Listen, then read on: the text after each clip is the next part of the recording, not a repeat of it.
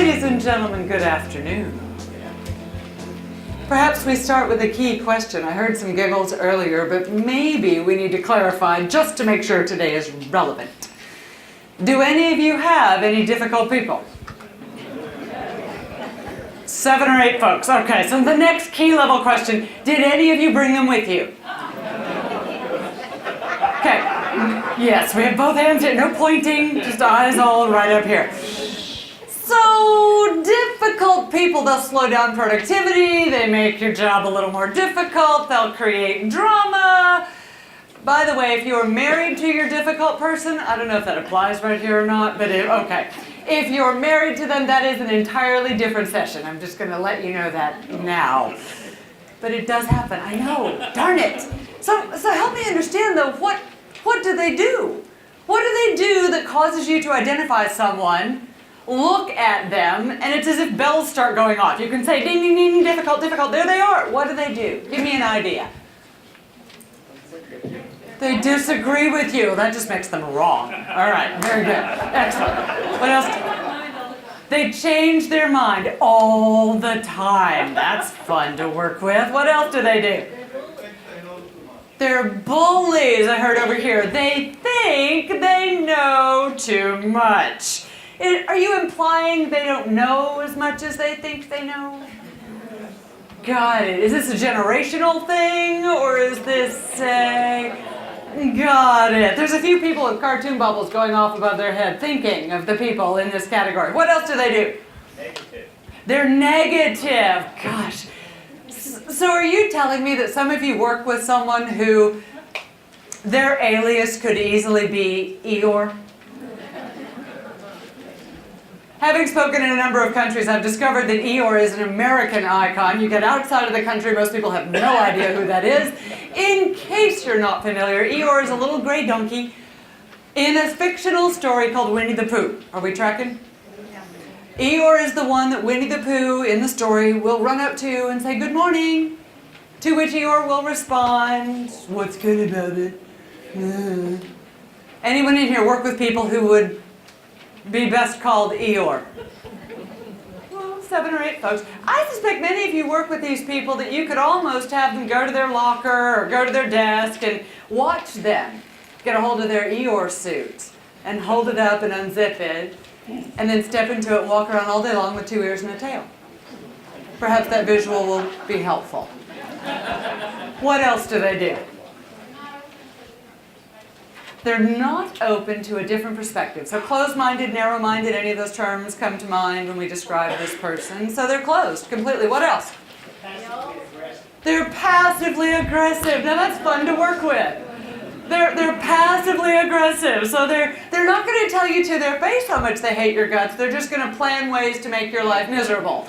Got it. Got it. Yes, ma'am. Nuh-uh. Now, I have been on the National Board of a Speakers Association. I may know one or those 2 people. Many times speakers are given the perception or of the opinion that they are it. And when they arrive, the session starts and it's all about them. Do you have any folks that you work with who act like that? They arrive into the office in the morning and it's, "I'm here." And you want to say, "Would you like a cookie?"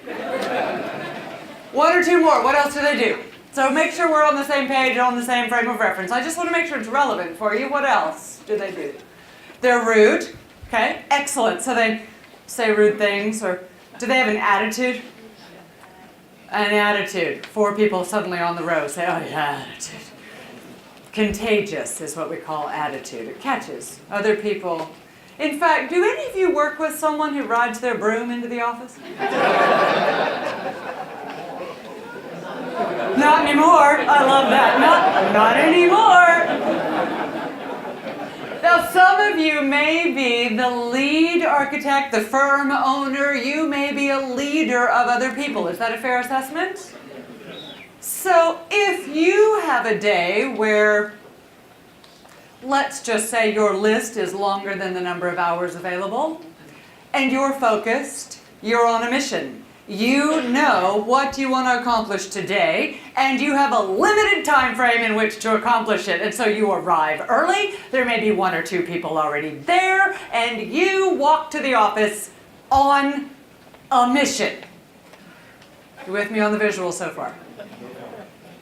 If what it looks like to the fellow team members who are already there, no matter their position, their interest, or their stature, or frankly their knowledge of you and who you are as a person, some of you probably walk in and what plays in the background is the sound of flying monkey music. Is that true? Several of you are nodding just a hair too vigorously. All right.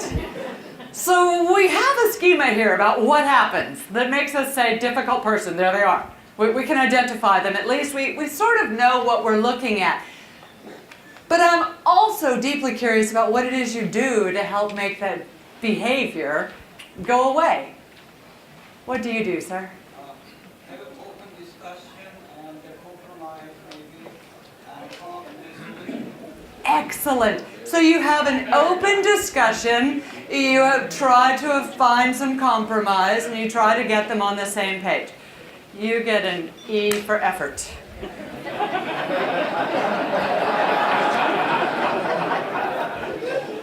Anybody else do anything different? Yes, sir. You just close your door. That's probably much more like what all of us do. Do some of you try to fight back? Oh, you just hang them. Okay, we're not in the right area of town to be talking about that. Okay, so we may do things that we don't realize just make it worse. We fight back. We try to get into an argument with people perhaps ill-equipped to fight that battle. Some of you didn't get that. Give it a minute. It'll sink in. Do others of you, well, can we be candid for a moment? Do others of you try to act as if they're not as bad as they really are? So, self-delusion. So here's what we're going to call that from now on. We fake it. So maybe a sidebar question. Have any of you ever faked anything? No, we have not. That's a different seminar. We're a bunch of liars. Note to self, for future presentations, change the question. There's nowhere I can go with that. If you've ever faked a behavior, no, same thing. Okay. If there are those of you in this room who fake how you act at work, okay, that's about the best I can do, then it probably looks a little like you try to walk around all day with pom-poms, yeah? And I know that there's people in this room, I've even done it, having been in management since I was 18, where you walk in and this person is someone you really just want to, and yet what we do is, ready? Okay.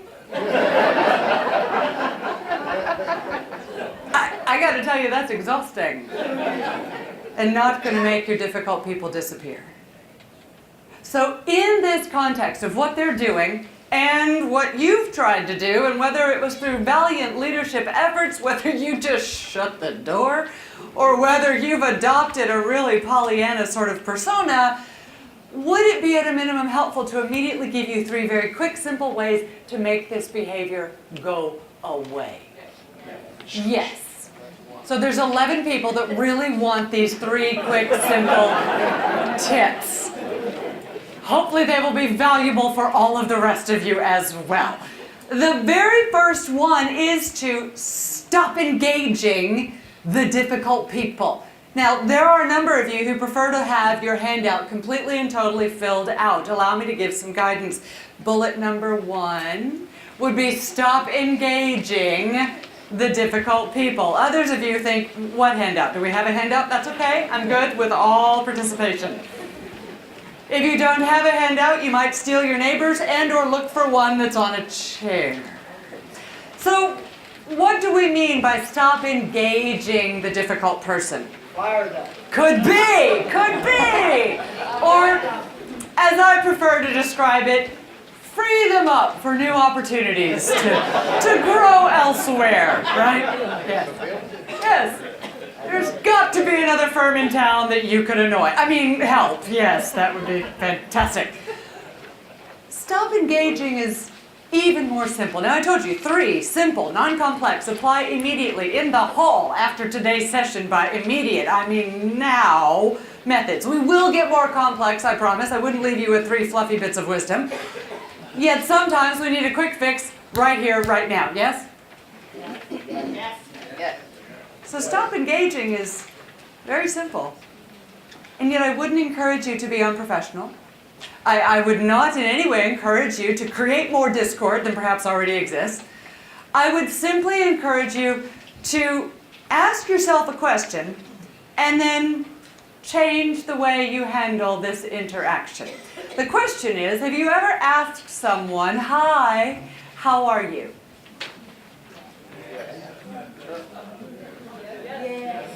This is the interactive part. Yeah, yes? No? Yeah, got it. I know what time of day it is, so I'm just going to ask easy questions. If you've ever said, "Hi, how are you?" have you ever done it to the most difficult person in your entire office? And then said, "Oh, man." Because that's what we do. It's a habit. And in this country, "Hi, how are you?" frankly is more of a greeting than an inquiry. Because here's what also happens. "Hey, how are ya?" And we leave. We don't care what the answer is. But if we're being really polite and have time, and these are people we work with day to day, maybe even vendors, maybe, heaven forbid, they're code enforcers you're being friendly with. I don't know. These are folks that you may want to build a relationship with. So we inadvertently will walk up to our most difficult person and say, "Hi, how are you?" Shoot. But you're not a difficult person, so their response is, "Well, life is awful. My ice cream's too cold." By the way, any of you that don't live in Florida, you've arrived in the rainy season. It will rain every day about 3 o'clock, except for we're in a dry spell. It's not rained in about 48 hours, so yay. Yeah, you have people, for example, that live in Florida who complain every day during the rainy season, who've lived here their whole life, that it's raining. My solution is similar to yours, sir. Move. Or buy 16 umbrellas like the rest of us. So stop engaging difficult people. Stop engaging them simply means that you would still be nice, but you do it like this. "Hi." And then keep walking. That's it. Do not inquire. Stop being a conduit for all of their stuff. Does that make sense? Simple, easy. Could you do that in the hall right now, right after session today? Not right now, but when we're done. Easy. Second one. I'm going to act like I didn't hear that. Okay. Second method. Be fascinated instead of frustrated. Fascinated instead of frustrated. Anybody in here drive? Thank you, sir. No matter where you live, have you ever thought of getting on the highway? You're about to merge onto the highway. I grew up in Texas. They have feeder roads, so you can have that thought for miles before you actually get on the highway. In most places, it's a thought then do. So you're driving. You're about to merge onto the highway at an excessively higher rate of speed.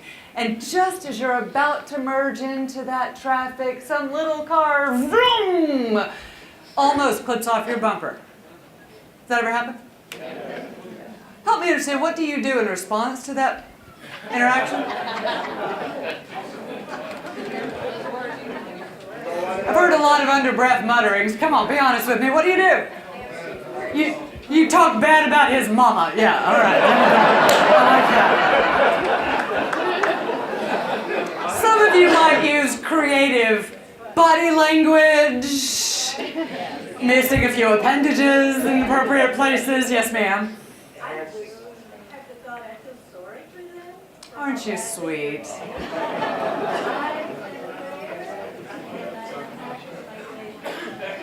Excellent. So one thing I will share with you is a good Texas phrase you can take with you in cases when you wish to be kind, loving, and empathetic. Say it right after me. Well, bless your heart.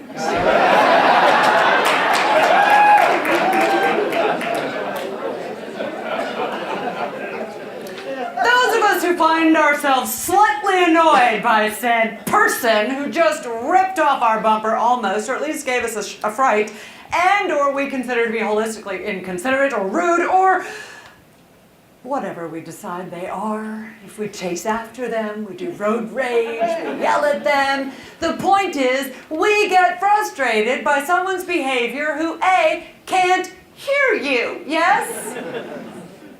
One of these days I'm going to invent an LED sign that I can quickly program in my car so that it shows up in my front window to convey the message. But until that time, we're frustrated, they can't hear us, yes? They can if you honk. Well, if you honk, yeah, but if they're doing 80, you're doing 60, they're gone, sister, they're gone. So what we end up doing is we end up harboring all that frustration at times, most of us, and then we go take it out on the person at 7-Eleven on the way to work. Or we go home and we take it out on whoever might be there. Or we start kicking cats, or whatever. But we take in all that frustration. Now, I asked a moment ago if any of you drive, so maybe this is just me. Keep me honest if you've not done this. You ever cut somebody else off? And then looked in that freaking rear view mirror and said the following. See? Like they can hear you. But it's okay for us to do it, it's just not okay for them to do it. So here's my point. If you're fascinated at the way other people learn to drive, behave, talk, communicate, don't communicate. Fascination keeps your sanity. Frustration hurts you, not them. Be fascinated at the fact, for example, that apparently you can still get driver's licenses at Walmart. Be fascinated with the multitude of ways people can examine life and think every element of it is awful. Be fascinated at the fact that there are people who have life 100 times worse than your particular person you're annoyed with, and yet they're happy. Be fascinated. Because frankly, you don't have time to be frustrated. You're running a business, you're running a team, you've got customers, you've got needs, you've got details, you've got things to do. You don't have time to be frustrated. Would you agree? Yes. Takes discipline. It's easier to be frustrated. And frankly, it means you got to work on the voices in your head. Okay, so that's a whole different level question. Who in here talks to yourself? If you did not just raise your hand right now, you are in your head going, I don't know, do I talk to myself? You do. The challenge is oftentimes we have seemingly no control over what we say. And or the challenge is what we say is vastly far more prone to negative than positive sorts of commentary. Is that a fairly true statement? Not for everyone, but it seems our culture is much more geared that way. So this third one actually will fit right in with the voices in your head. Because when you encounter someone who's being negative or has an attitude or they're all about themselves or their complaint is the theme of every single day, or they say they're going to do something and they don't, or they constantly make mistakes, or they're just the most challenging person for you to connect with. Everything you say is wrong. Everything they say makes you want to hurt them. All of those things. In response to that, before you engage a solitary single emotion, I want you to simply say, cancel. Should we practice?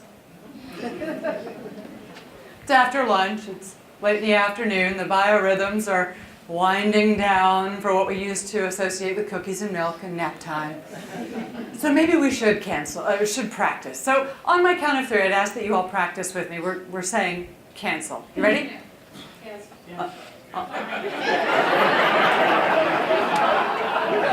Eager to employ that method. All together on my count of 3. You ready? 1, 2, 3. Cancel. I hope it's your difficult person calling. I do. I really do. And maybe either I just inferred the additional directions or, yeah, you do not, after today's session, want to go up to your most difficult person and look at them in the face and say, cancel. This is an inside your head kind of mechanism. Method 3 is cancel, said in your head. So, out loud? I like her. Will you bring her by after the session?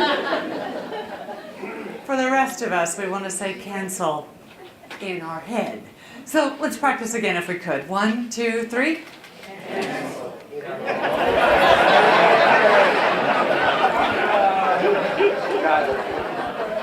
Well, we done.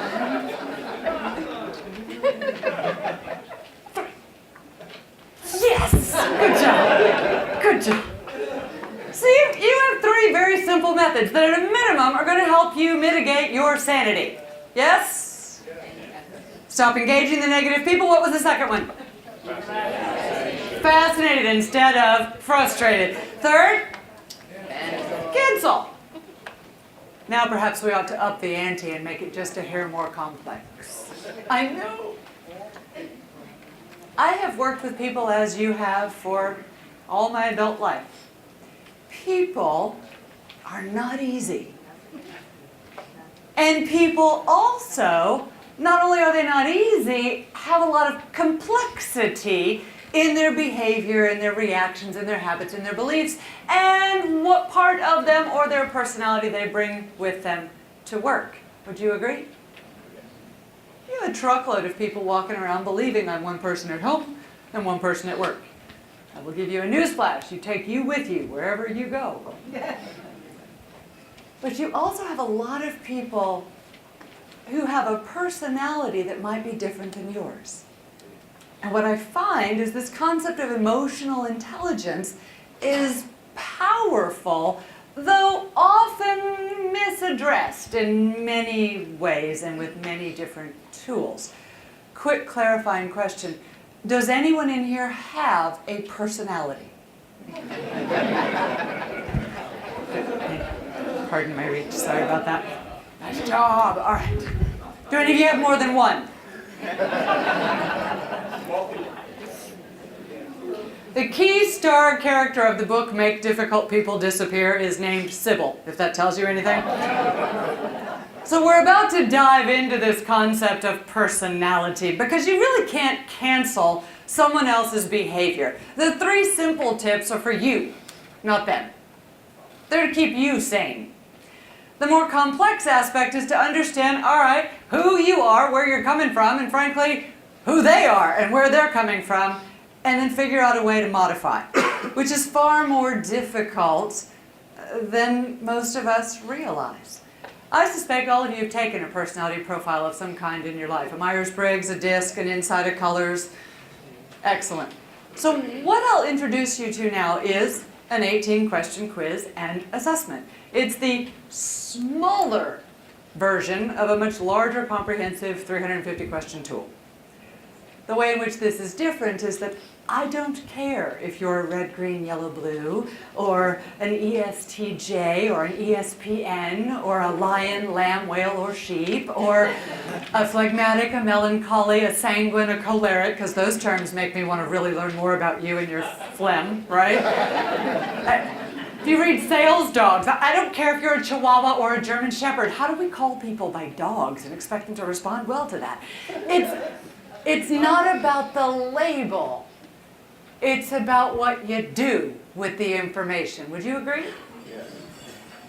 So we do not release the results of the larger tool, the core profile, without having a 90-minute conversation with somebody to first of all validate those are actually your results. Because 54% of the population doesn't know themselves well enough to accurately report on a tool. They've spent their whole life in, ready? Okay. So they're putting down what they think they act like at work, but that could be a very far cry from who they actually are for real.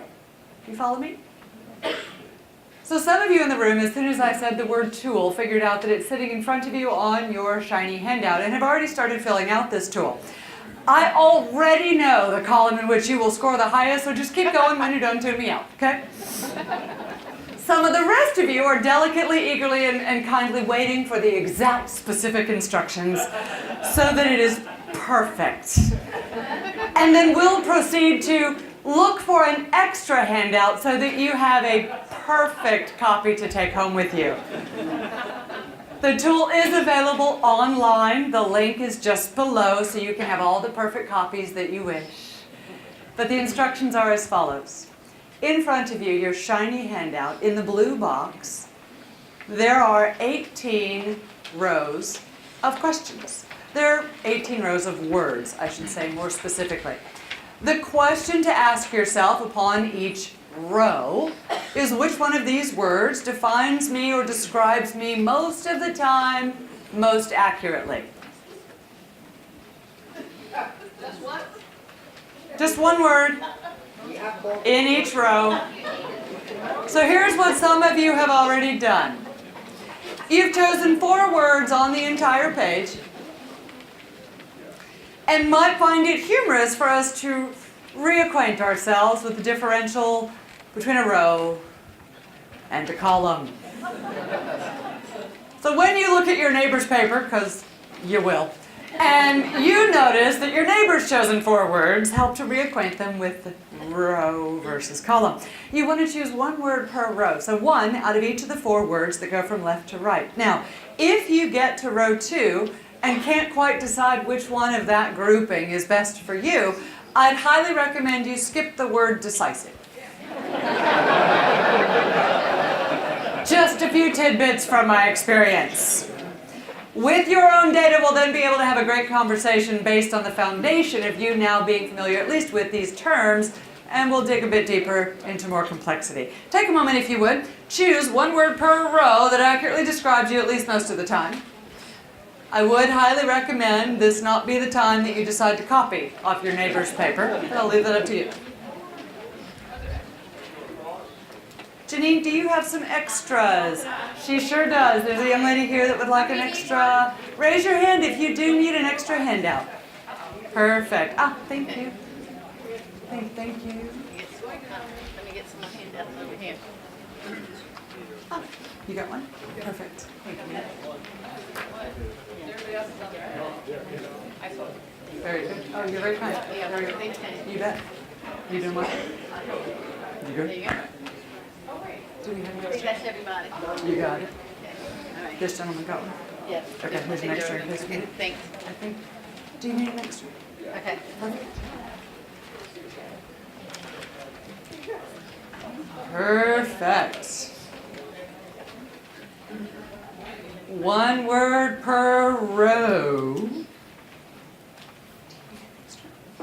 Do you need an extra?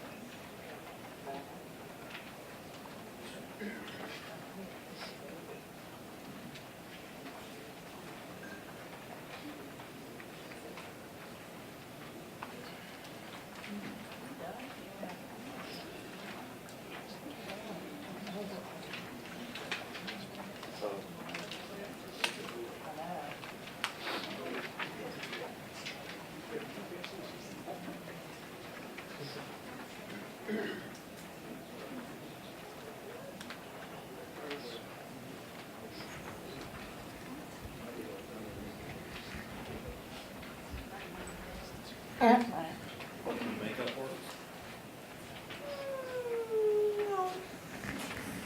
question's been asked, can we make up words? Maybe not. Several people. Half points. Now that certainly tells me about your column B strengths. That's excellent. Excellent. If you would be so kind, total up the number of words in each column at the bottom. So you'll have a total for column A, B, C, and D. And some of you may have a 0 for some columns, and that's okay. Very nice.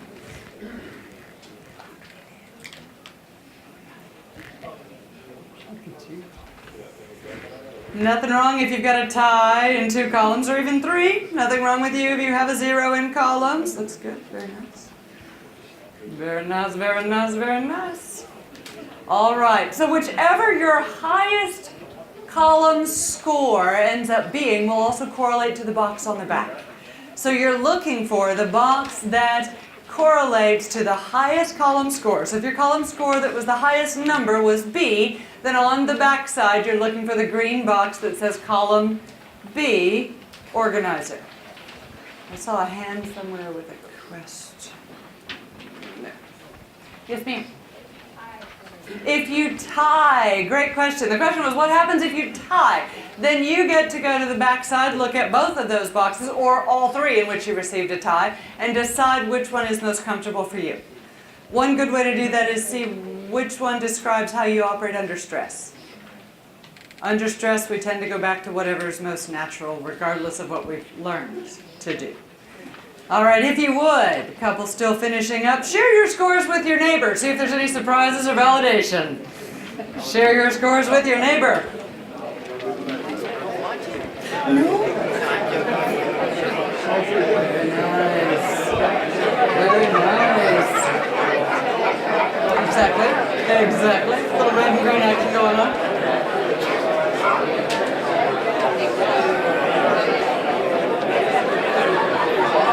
Looking good.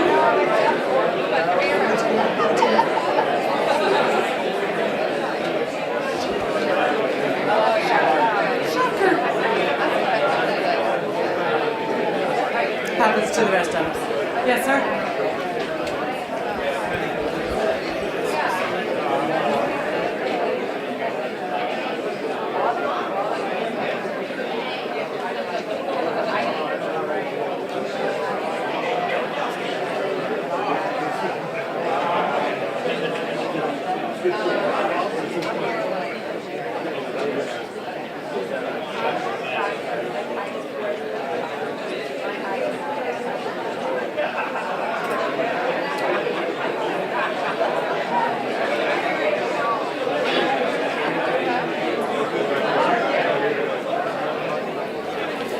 All right. Alrighty. So it looks like we've got a number of answers. Good stuff. So this is where many personality profiles stop. They say, yay, you're a green. Woohoo. Although greens would never in a million years make that. Or you say, yeah, I'm a red. They've told me that my whole life. And normally it's equated with a word that begins with B. I'm talking about boss. Where's your head? In the broom, exactly. So maybe we want to dig just a hair deeper. Because it would be such a disservice if I shared with you 4 more labels and said, okay, go. Have a good time with that. You work with all of these people, yes? You need all 4 of these people to have a high-performing team.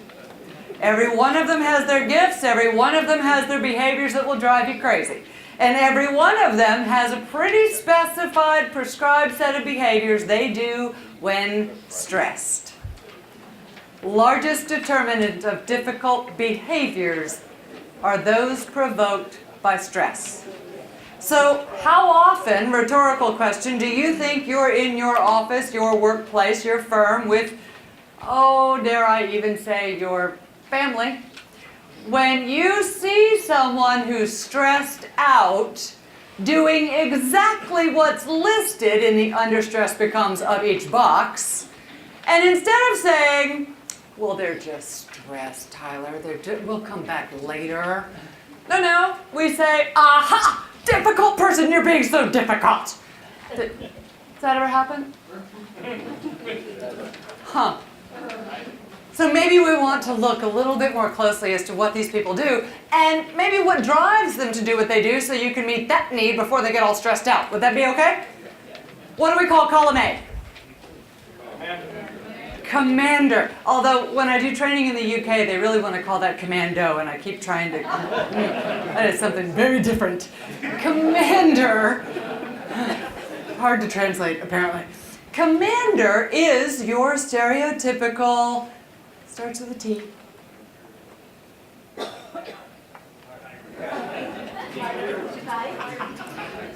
Type A, thank you. That's the common stereotype used in our culture. It is not at all what that really means. It came from a study where they were doing stress-related disease discovery, and who was dying from stress-related diseases. The dead people were labeled type A, just FYI.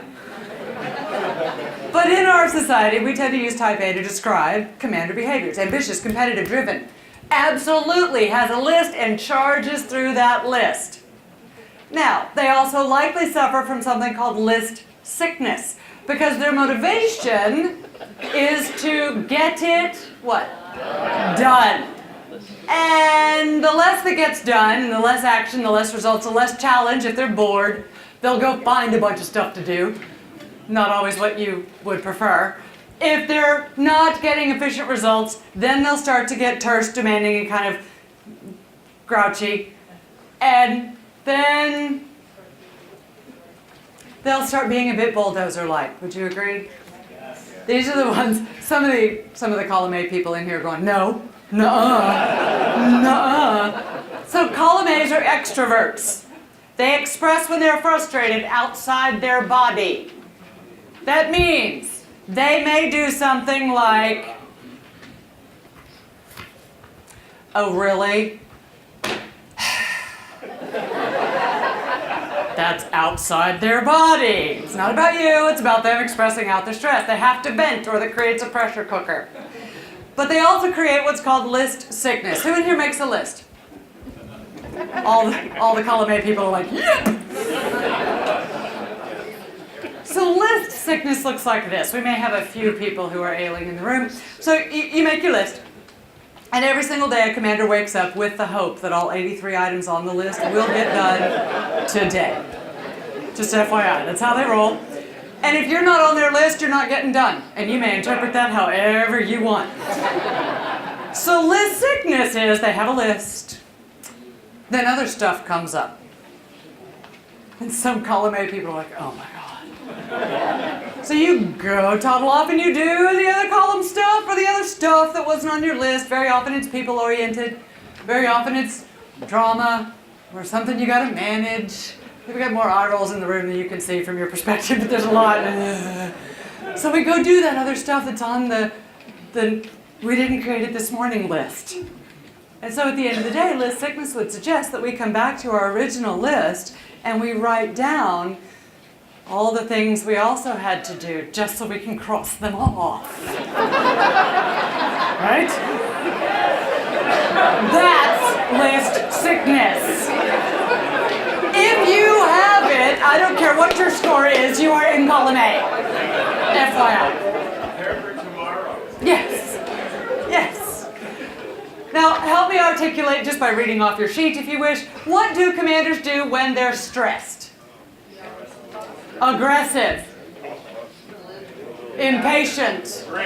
They might drink. Please don't write that down, but it is a reality. What else? What else might they do? Anything else on that sheet?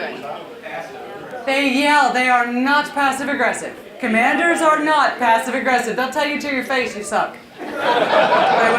And they will have no bones about it. They're very direct, they're very forthright, they're very demanding, very controlling when they're stressed. When they're not stressed, they're some of the world's most quintessential best leaders on the planet because they've been leading their whole life. Because they came out of the womb wanting to get stuff done. So you could be in a meeting and somebody's saying, "Can anyone volunteer?" 8 milliseconds of silence will go by. If nobody volunteers, the commander in the room's going, "I'll do it."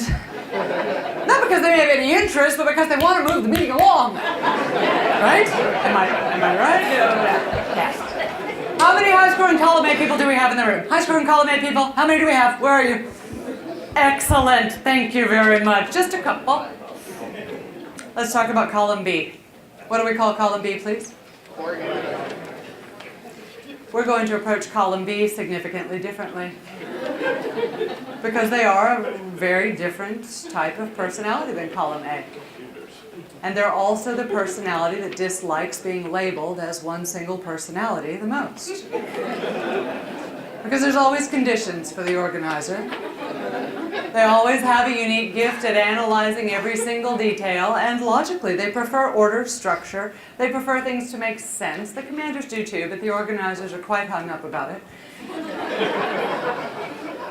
The organizer preference is more introverted, so I always find them to be a gift, because if I have a strategic plan or a marketing plan for Contagious Companies, the training firm I own, and I want someone to analyze it, I will share it with our director of ops, who is has a strong developed organizer. I refer to her as my left brain. Because I don't have the patience to look at a plan that is from 5 years from now. I'm like, let's get started. Step 1, let's get it done. And she'll look at that entire plan and be able to tell the precise moment in time where it will fail. And while I never like hearing that information, she is very good at being able to pick it out, and that's one of her natural gifts. Those of you that work with organizer preferences, do not call them negative, critical, or naysayers when they point that out to you, because you don't have the patience to find it.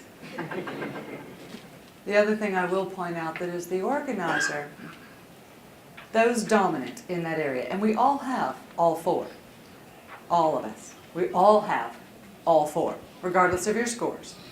We have 18 questions, people. We're not going to uncover your whole life in 18 questions. 54% doesn't know their whole life well enough to even accurately answer these 18 questions. The organizer preference, however, is very introverted and not terribly expressive. So if you're an extrovert, you've likely spent your whole life trying to figure out why your organizer friends are mad at you. And you've probably looked at many of the organizer. I suspect there's one or two in the profession of architecture. You've probably looked at them when they were apparently tickled, over the moon excited about bringing on a new client, finishing a detailed set of plans. They're thrilled. And yet you can't figure out why their face and body language looks like this.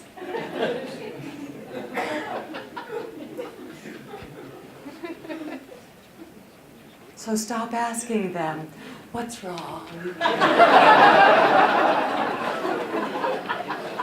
They also don't typically find a lot of credibility or value in presentations or speakers of presentations who flail about their arms during the presentation. So if you are a high column B scoring individual and it really drives you quite mad that I walk around like this all the time, I get it.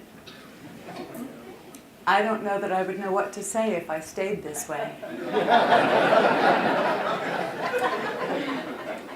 But in their defense, the organizer preference often communicates as if the elbows have been superglued to their ribcage. It's sort of this frame of motion right in here.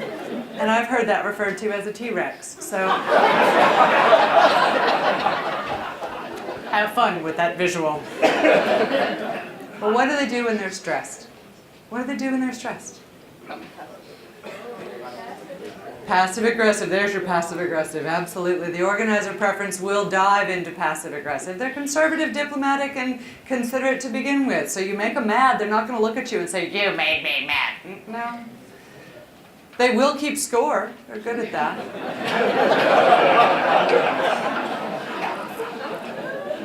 My mom is an off-the-chart organizer, and to give you a frame of reference, my mother has a PhD in sociology, which means she has the credentials now to analyze the living dickens out of the entire human race. But when I was a kid, I would say things to her like, "Hi." To which she would respond, "I don't know what you mean. Is that a salutation, an elevation, or are you on something?"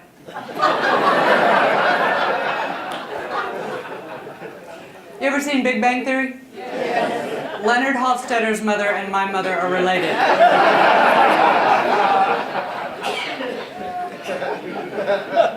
But you know what's funny is I spent my whole life thinking I wasn't doing anything right, because organizers are motivated to get it right.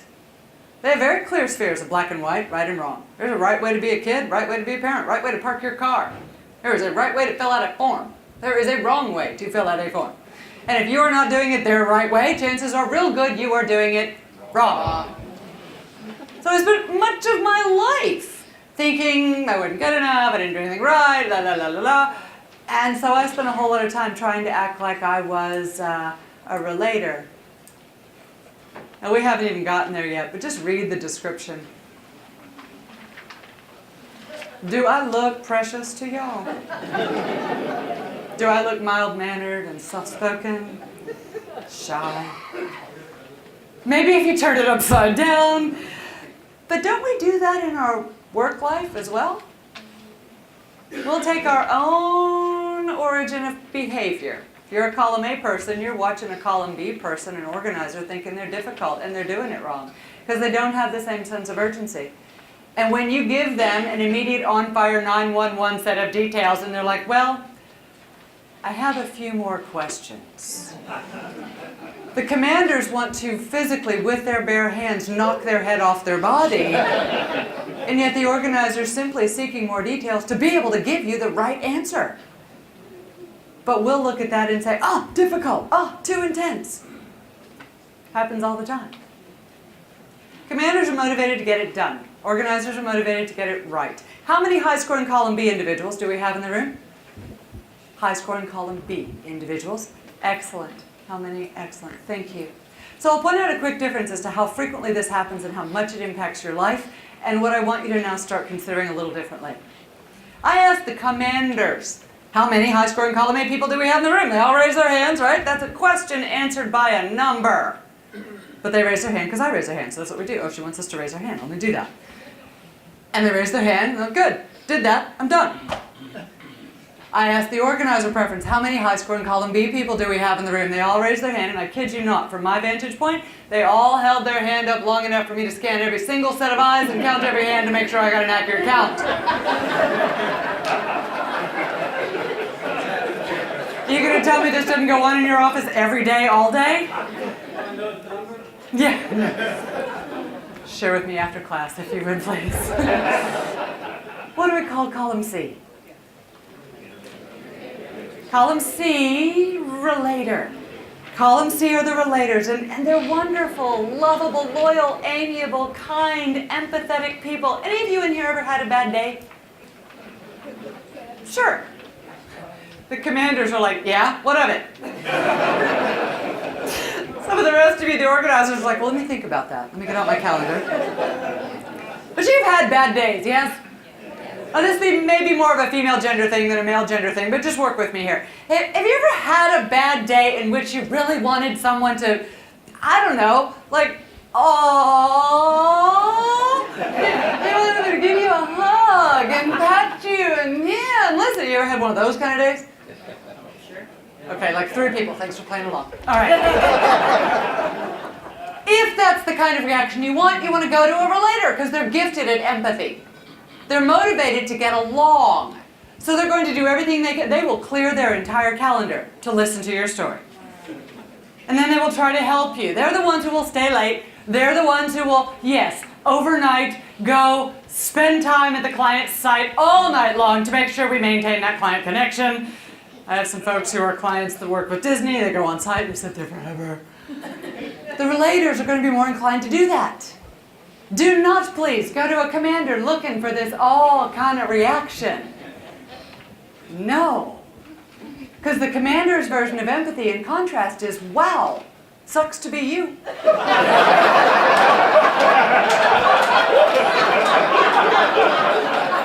And the ones laughing the loudest know I'm right. Because they've said it or thought it. Yeah. Yeah. Relators also are the ones who can be what we call chameleons. Because they're motivated to get what? Along. So what that means is from the time I'm a tiny toddler as a relator, I'm going to figure out how to absolutely masterfully demonstrate skills in all four of these boxes so that I can exponentially increase the number of people that I get along with. And then when I hit 40 or 50 or 60, particularly if I'm a man, I get tired of being in the commander box when I was born into the relator box. I'm exhausted, I am drained, I no longer want to make decisions nor be in charge. So I go get an earring and a Harley and I ride off into the sunset. Never to be heard from again. It's real tiring if you're an introvert to walk around in extrovert's clothing all the time. But in this culture, we have an expectation that men will be commanders, period, bar none, end of story. It's just not true. But you got a lot of men walking around thinking that in the position of manager, I must be large and in charge, decisive and authoritative. Do as I say. Followed by, please, if you don't mind. Now that's how you can tell that they're actually the relator. You can also tell what people are really, despite what they may fill out for you, by watching what they do when they're mad. Because relators don't get mad. They're never going to come to you and say, me, me, me, me, me, me, me, me, me. No. They would rather have a root canal while their hair's on fire than have a conflict. They will, however, plot for decades on how to get even with you. You may never know it was them, but it will be them.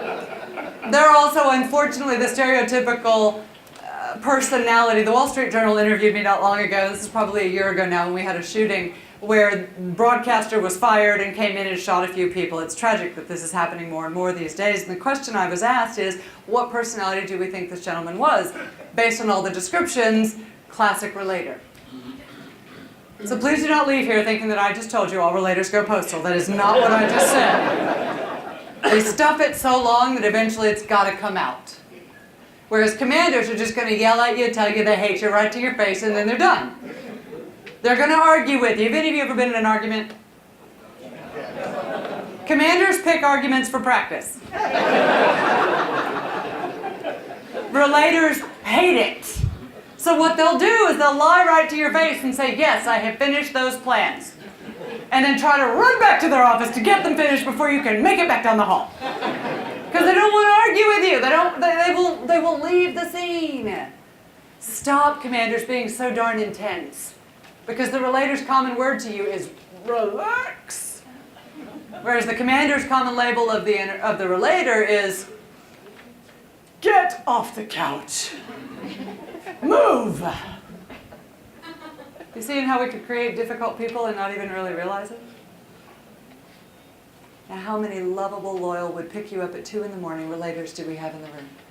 Kindest, most lovable, kind-hearted people on the planet. Oh.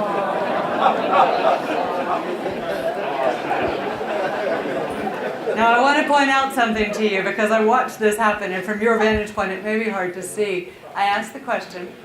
You had 2 or 3 self-admitted relators who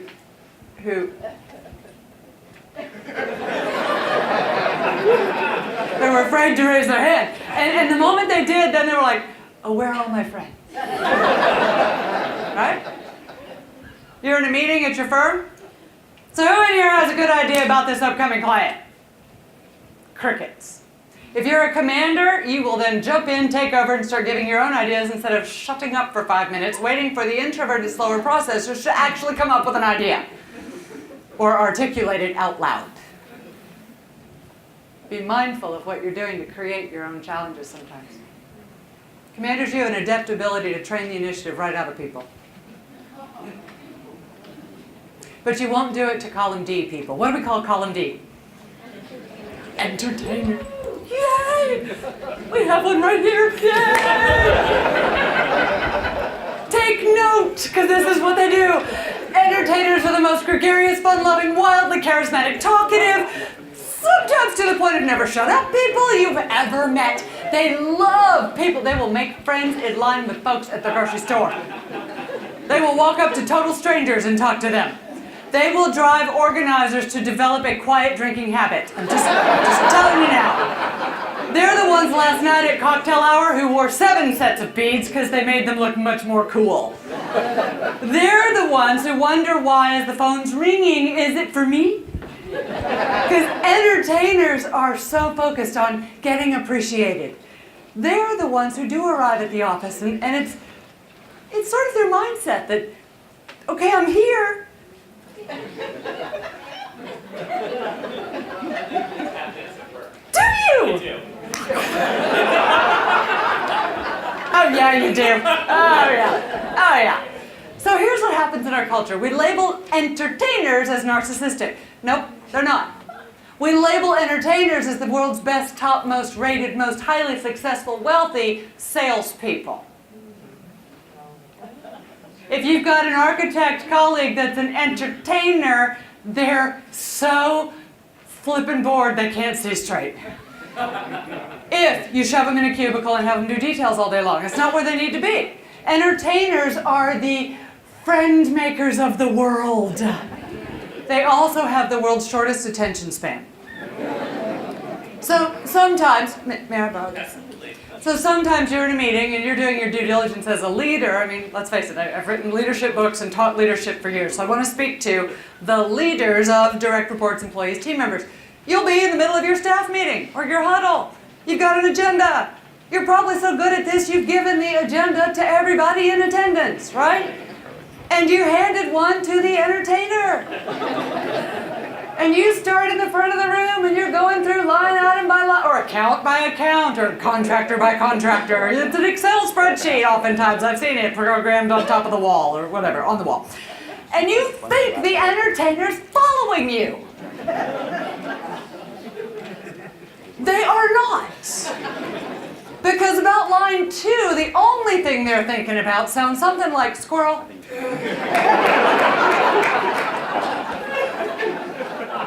It's not an intellectual deficiency, it's a difference in processing. That portion of the brain is much more like choo choo choo choo choo choo choo choo. It's like a pinball machine. The organizer portion of the brain is more like a computer. They are on opposite sides of your head. Organizer rests above the left eyebrow, entertainer above the right side of your neck. Relator above the right eyebrow. Commander, backside. When I balance my checkbook, the upper left side of my head hurts. Details. How many high-scoring column D people do we have in the room? Yeah! See, they're waving their hand, they're all dressed in bright colors. It's easy to spot these people. So easy. I want you to write down a number. 97. Yeah, what a shock that you had your hand up. Yes, excellent. Yeah. Only man in the room with a hat. Yeah. Mm-hmm. Write down a number. 97. In fact, it's a percentage. 97% of the time. Do any of you have a family? Did you come from a family? You got family? All right. This is anecdotal data. So for all the column B people in the room, I am aware of the difference between statistical data and anecdotal data. This is anecdotal data from about 9 to 10,000 now profiles, core profiles that we've done out of our office in the last several years. 97% of the time, a family of 4 will occupy each one of these quadrants naturally. So allow me, as one of our closing thoughts, to assuage you of some parental guilt. There is one child that you completely get along with. You're simpatico. You talk the same. You communicate. You get each other, right? And there is one child that you swear somehow was adopted and you miss the experience.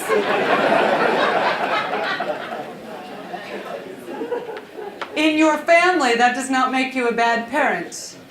any more than not knowing how to communicate with someone who's in a different quadrant than you makes you a bad boss, bad leader, bad architect. You got clients in quadrants diagonally opposite of you. The one you have the highest score in is usually the lowest score of your most difficult person. The one where you have your highest score is typically your most difficult person's lowest scoring column. So the first thing you do is preserve your own sanity. The second thing you do is start looking at where do the people that bug me fit in this quadrant system. And the third thing you do is you start looking at habits that you're blaming on people who are different, but you prefer to refer to as difficult. Do any of you have any habits?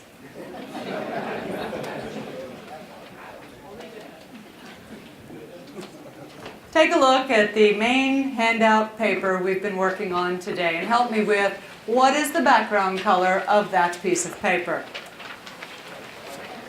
What is it? Background color? Can I borrow this? Background color of this piece of paper. What do cows drink?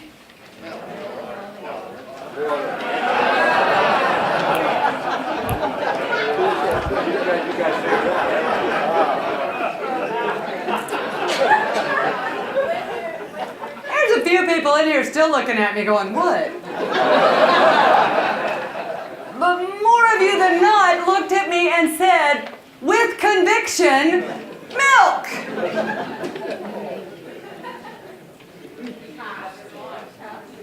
I did. I led you on. You got sucked in. I did. How many people you work with suck you into their stuff all day long? How many times a day, every day, all day do you say stuff out your mouth that have that much conviction and make that little sense?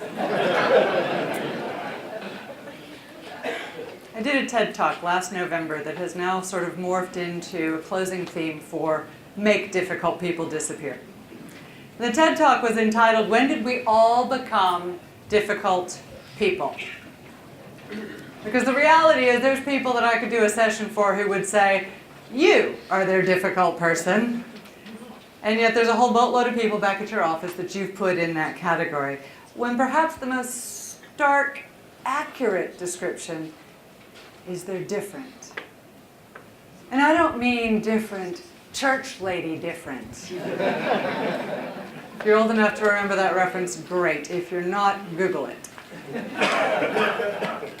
I don't mean they're special, right? I mean they're different. They come at life differently. They're motivated differently. They handle stress differently. Stop being one of the ones who equates the word different with difficult, because they're not synonyms. They're not synonymous. We need all of us to get through what we're getting through, to get through the day-to-day work. We need all of us in our family. I simply will tell you that the thing I find the funniest is in our family, we don't call them difficult people. So you noted your high score will be your difficult person's low score, right? At work, opposites, we call them difficult. At home, opposites, we call them honey.